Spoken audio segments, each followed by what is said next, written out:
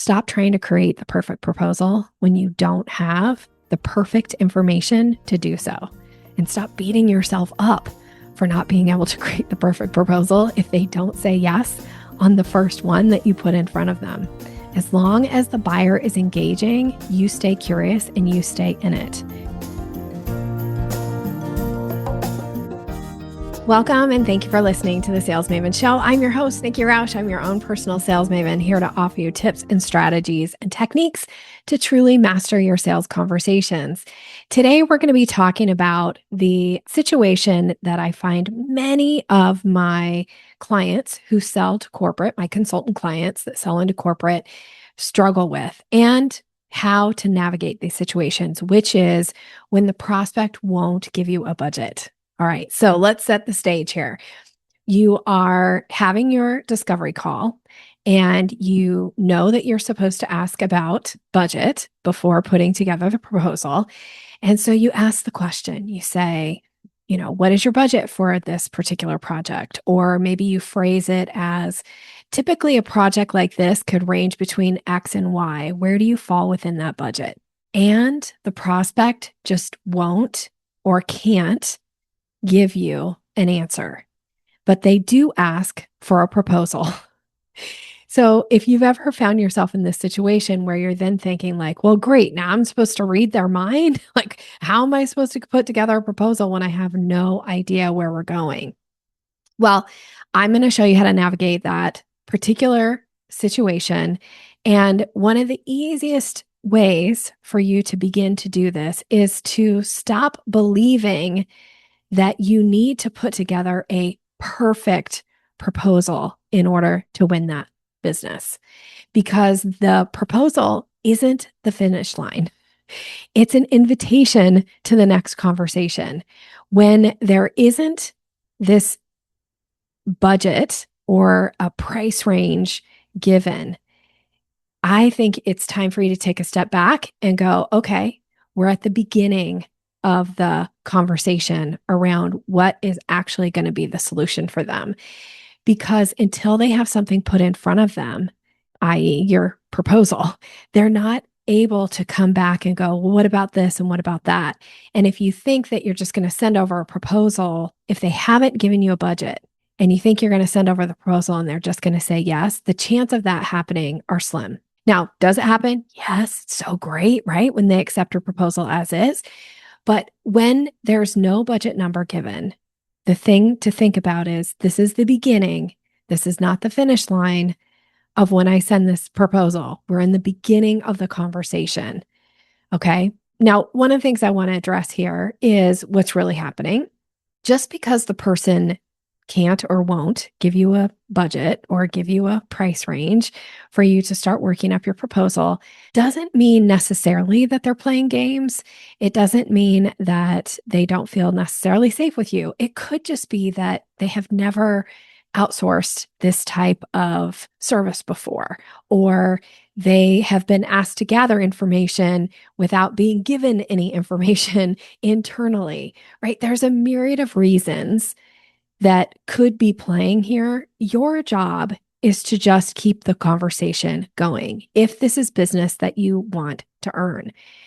So the idea is when you send back the proposal, here is what I recommend. And this is something I spend a lot of time with clients on proposals, helping them craft their proposal, make it a stronger proposal. But oftentimes, my private coaching clients will come back and they'll be like, so had a great conversation. They definitely are interested. I see some places where I can help them, but I have no idea what to quote. So my suggestion, and this is what I'm going to give to you as well, is, okay, we have to have a starting point for them then. We need to put together a few options so that we can start to massage, negotiate, figure out what is the right solution for them. And we don't quite know yet because we don't have that budget number. So doesn't mean that we don't give a proposal.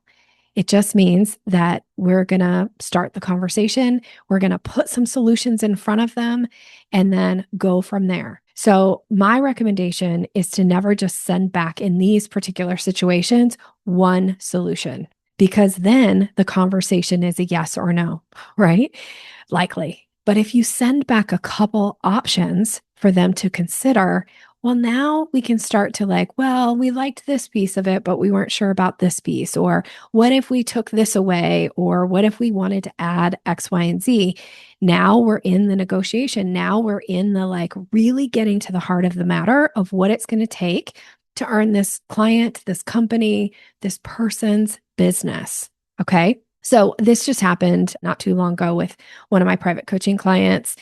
It was a pretty convoluted list of things that the prospect kind of threw her way. It was a lot to kind of come up with and work it out. But we did go back with three options. So I love to give three options. Doesn't mean you have to give three. Sometimes you'll give two. And I'll share an example of a two option solution that I gave recently. But in this particular case, we gave three options. And I'm hearing this consistently from my clients that when I encourage them to put three options in these types of scenarios for the client, and of course, top down. So you put the most expensive solution first, and then you work your way down from there. That's how you lay it out in the proposal. That's crucial to your success and to the prospect's success in selecting the right solution for them. Her client came back actually wanting the most expensive option with just a removal of one piece. And then they gave the price that they wanted it for. Great. Now we have something to work with. And through a little bit of negotiation, she closed the deal higher than the client wanted to pay, less than, of course, she wanted initially for the proposal, but still great piece of business. Perfect option by giving those three solutions. And in this particular case, it wasn't just taking one thing away and then making that the next solution kind of step down is like solution one, solution two, not just taking one thing away, but changing it enough that it also showed a little bit more of the breadth of what is possible with the work and the kind of things that she can actually deliver. And so this is why I like this three options is now you're not asking them, do you want to buy this or yes or no? You're like, which solution is the best solution for you? And the client can start to go, well, we like this piece. We're not sure about this piece. And that's such an important part of the conversation because you're still in it in the conversation when you're starting to talk about options and you're starting to talk about, we like this piece, but we're not sure about this piece. Now, one of the other things that is super important before sending the proposal that you have a scheduled circle back call to review it.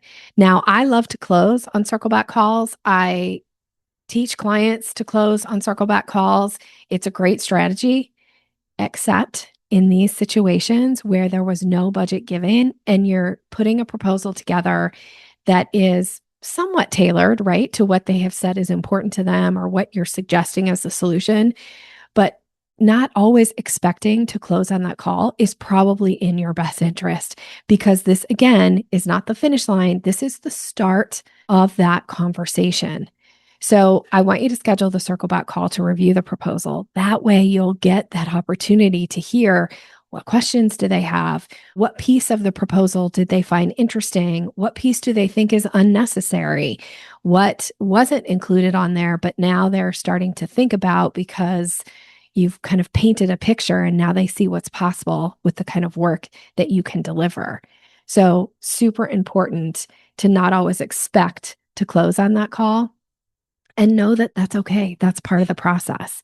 Now, that may seem disappointing, right? Because you might be like, well, I just hope they pick my most expensive solution, which again can happen. I have another client recently where we did this, three options. They didn't give a budget. Client came back and they immediately picked the most expensive option. She was delighted. They're delighted.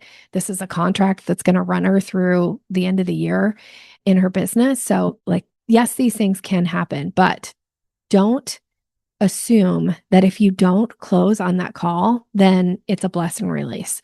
Or if client won't give you some kind of price range or budget, that's also a blessing release. If you've heard me talk about blessing release before, there's these opportunities where, when you've identified that this is not an ideal client for you that you bless and release. Don't waste their time, don't waste yours.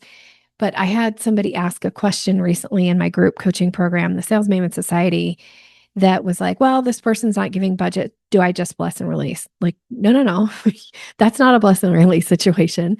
This is you put some options in front of them.